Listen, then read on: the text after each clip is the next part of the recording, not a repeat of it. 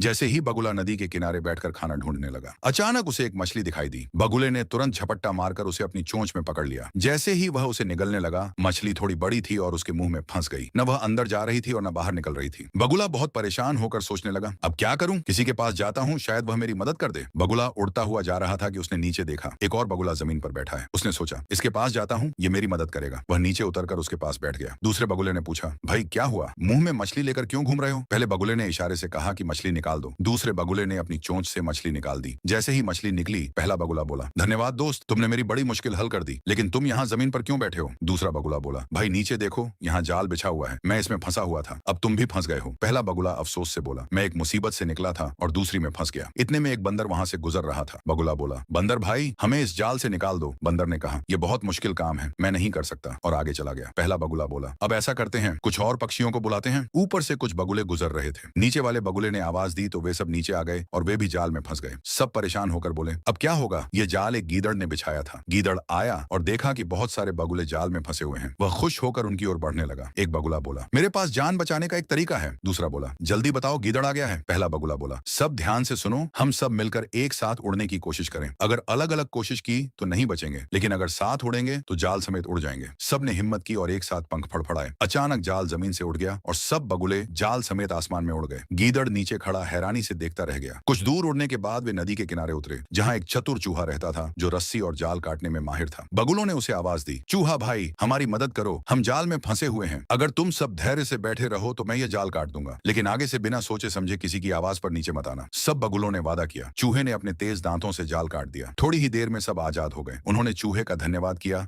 और खुशी खुशी उड़ गए। उस दिन सबने सीख लिया कि एकता में शक्ति है और जल्दबाजी नुकसान का कारण बनती है।